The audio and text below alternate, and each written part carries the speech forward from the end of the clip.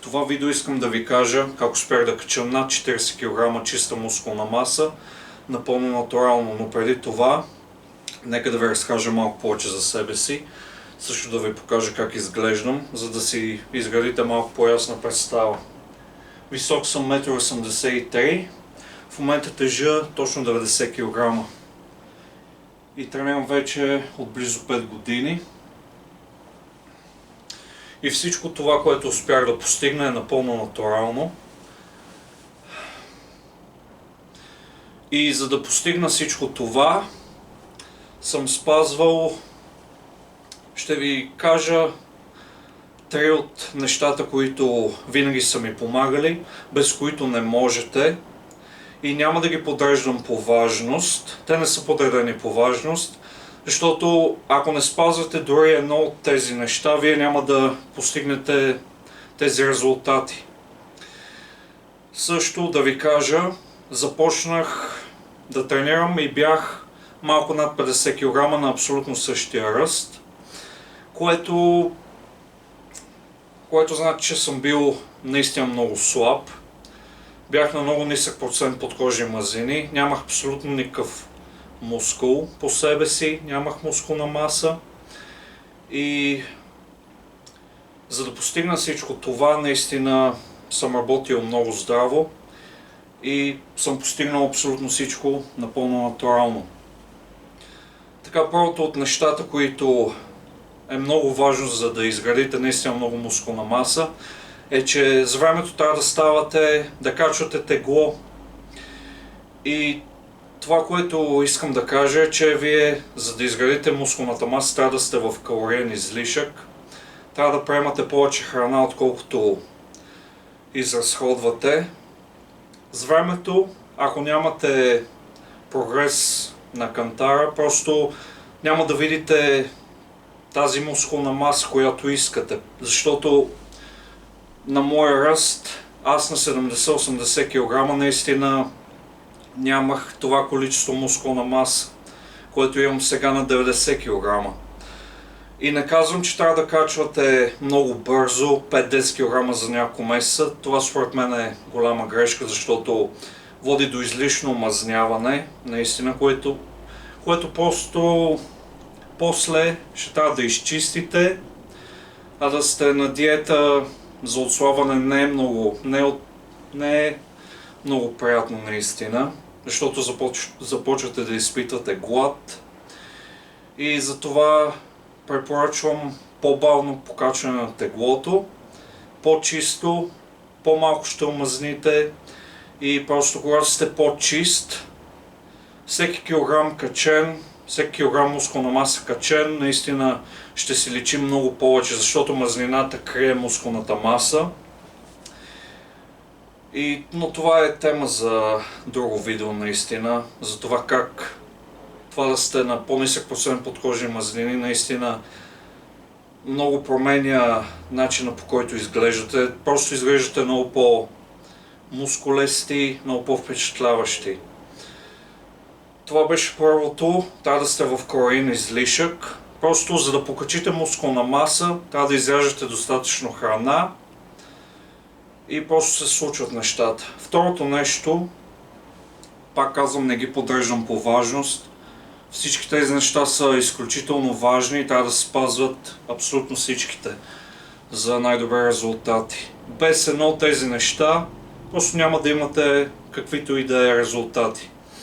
Второто нещо е, наистина, в началото, когато започнах да тренирам, не знаех как да тренирам и просто спазвах някаква програма, която ми казва от 3 до 5 серии по 10 повторения. И аз правех тези 10 повторения, но просто когато спазвате едни повторения и серии, вие не знаете дали наистина правите каквото и да е, дали стимулирате мускулен растеж.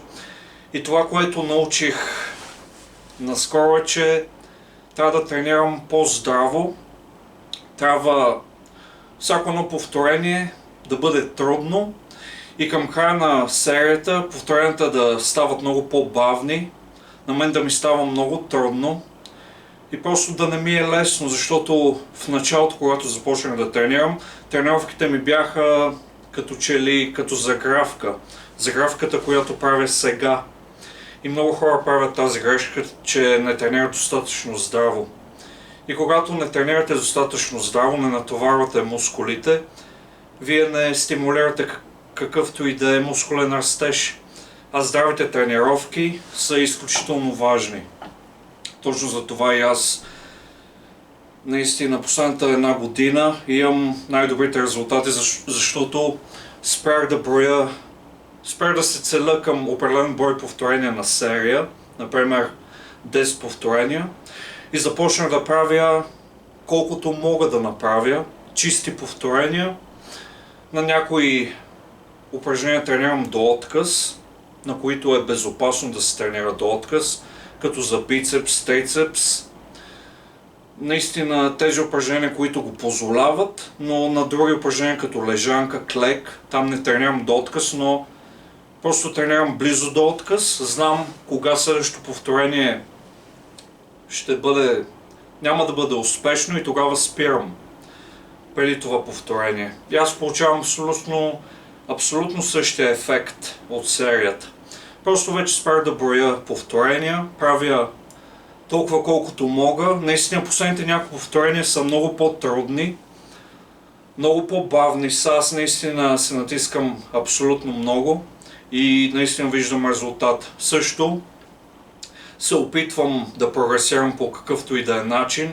Слагам повече тежест, опитвам се да правя повече повторения, но това, че тренирам близо до отказ, наистина ми осигурява адекватно натоварване на мускулите. И трето нещо, пак казвам, не ги подреждам по важност, всичките са абсолютно важни и това е възстановяването и съня. Просто мускулите и тялото ни расте ние докато спим и просто нещо, което съм забелязал е, че когато изяждам наистина много калории, съм в калориен излишък, тогава спя малко повече, като часове, и точно тогава ние се възстановяваме, мускулите ни растат тогава най-много и просто ако не си набавяте достатъчно сън, просто няма да имате наистина много добър мускулен растеж, възстановяването ви ще куца, просто няма да можете да прогресирате, няма да се чувствате и добре. За мен сънят е изключително важен и нещо, към което се фокусирам изключително много. Както добрите тренировки и доброто хранене, така и сънят е много важен за много добри резултати.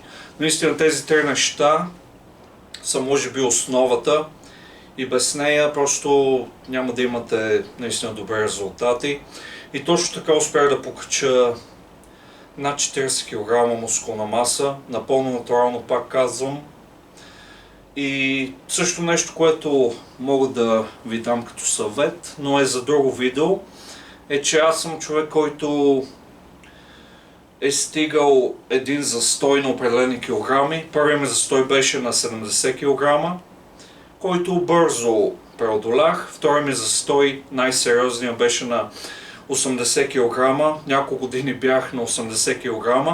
Това, което ми помогна е, че тогава реших, че ще спра да се опитвам да качвам тегло и това, което ще направя е, че просто ще направя точно обратното. Ще ям по-малко и целта тогава ми беше релеф. Да сваля тегло, за да стана по-релефен. Което доведе до по-засилен глад, до повече глад. И просто няколко месеца аз изпитвах един глад, който ми помогна да покача още повече тегло. Тогава успях да кача 5 кг. И наистина, не само че бях по-чист, но и бях вече с 5 кг повече мускулна маса. Което наистина при мен работи и го правя от време на време.